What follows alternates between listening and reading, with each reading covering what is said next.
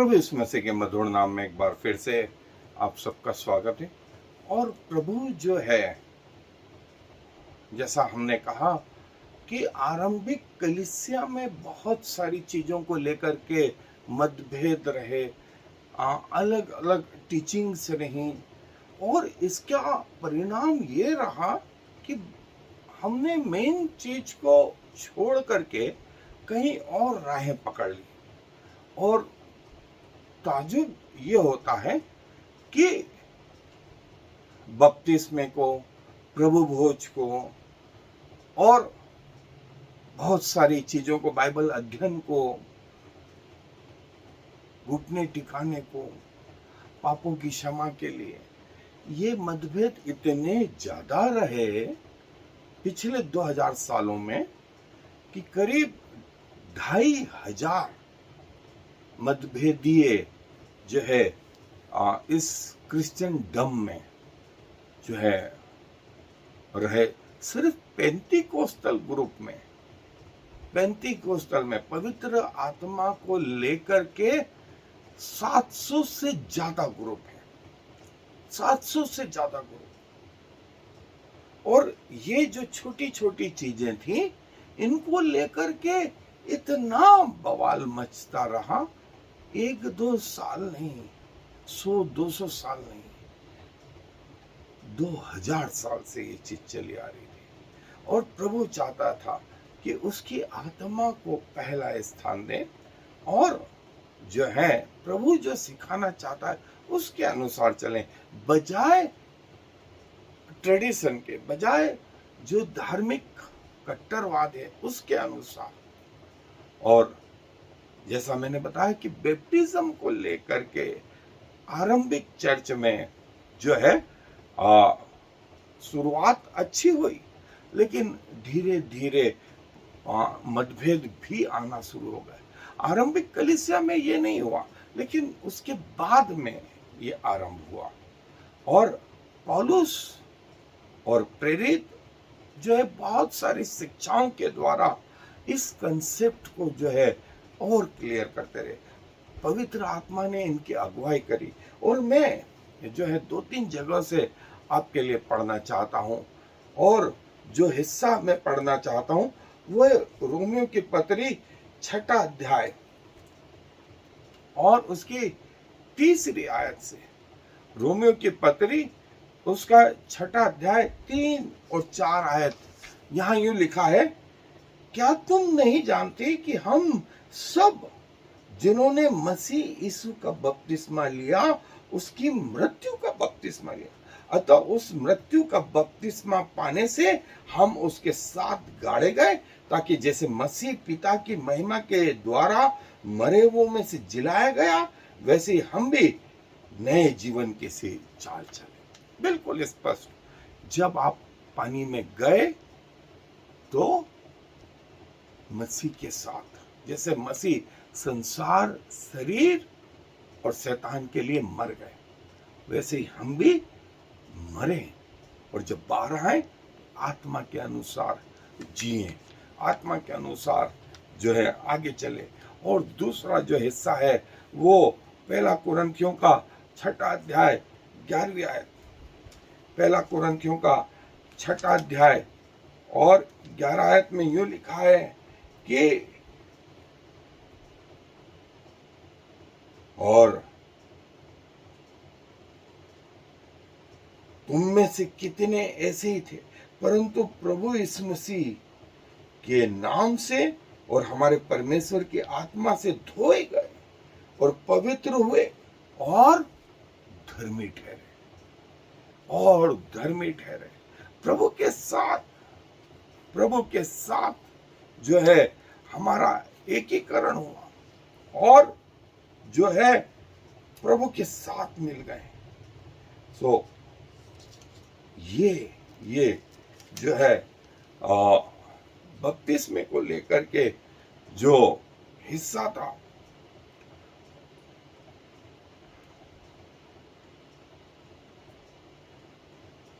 पहला कुरिन्थियों का 12वां अध्याय 12वीं आयत से मैं आगे का हिस्सा पढ़ रहा हूं, 12 और 13 आयत।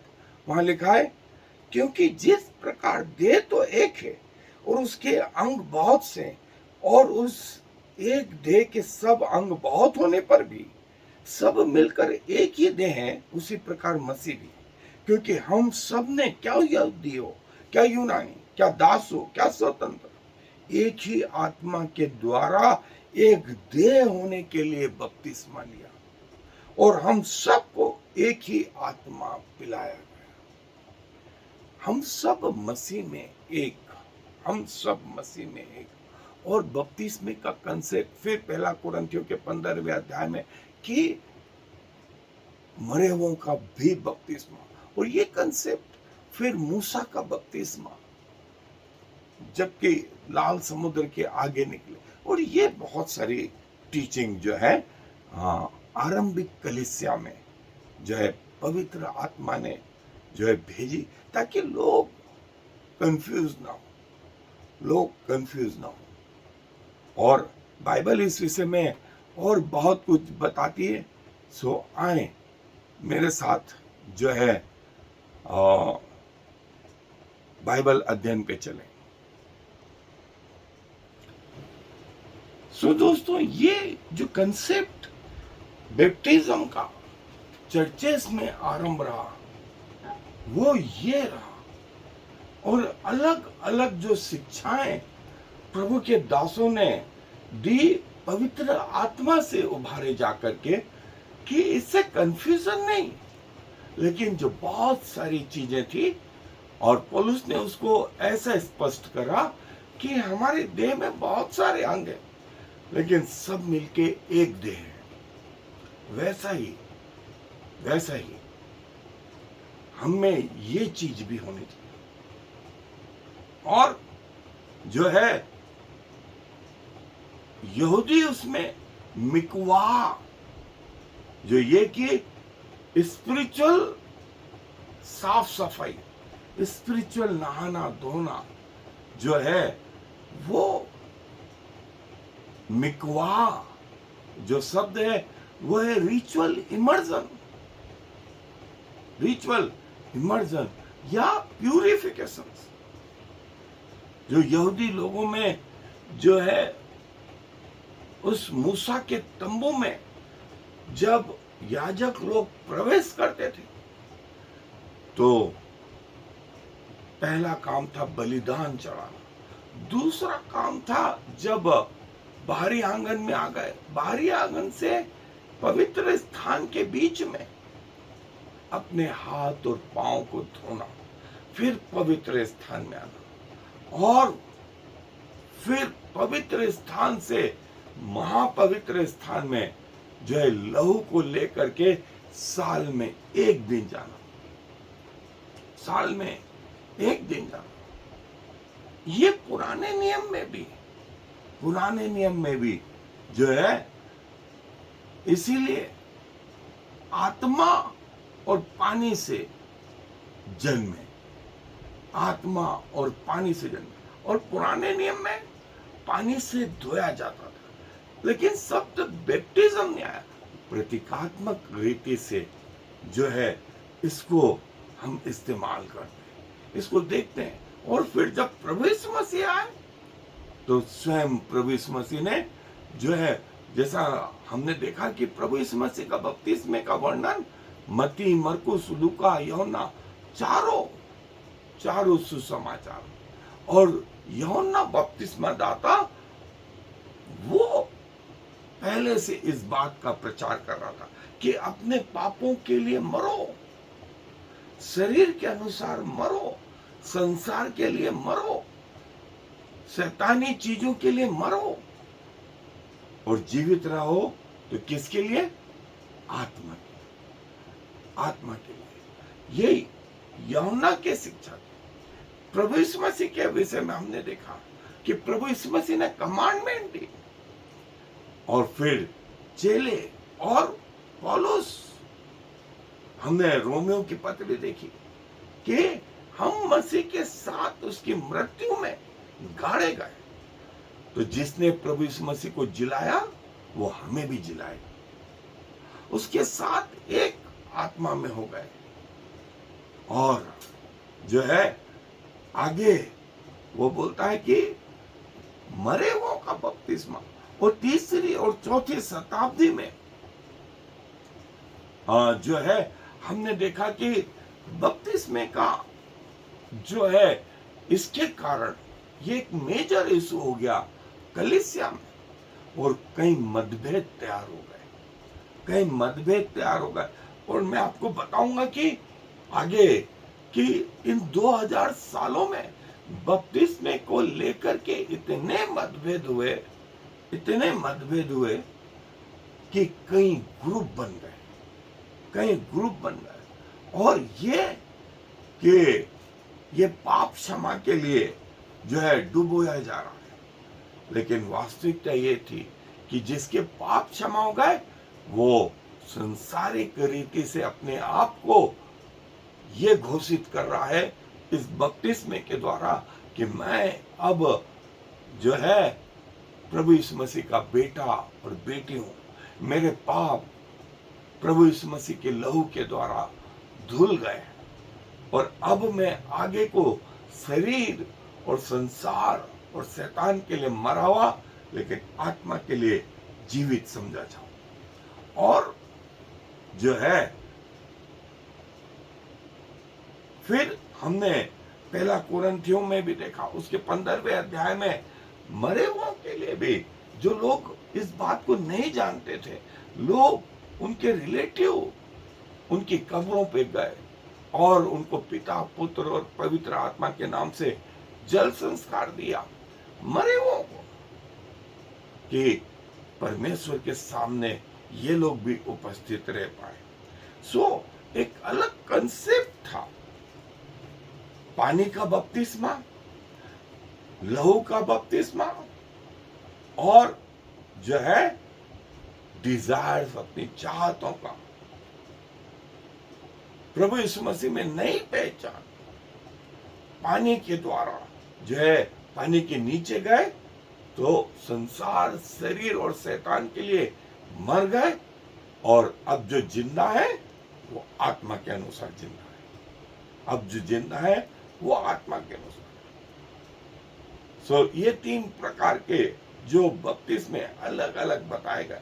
वास्तव में जैसे यूहन्ना ने बपतिस्मा दिया, प्रभु यीशु मसीह के चेलों ने बपतिस्मा दिया, फिर पवित्र आत्मा का बपतिस्मा हमने देखा पेंटिकोस के दिन आया, फिर जो है वो अग्नि का बपतिस्मा, बिलीवर्स विश्वासियों का बपतिस्मा कर्नेलियस के घर में आया, मूसा का बपतिस्मा वो लाल समुद्र को जो पार हुए, और मरे हुओं का बपतिस्मा।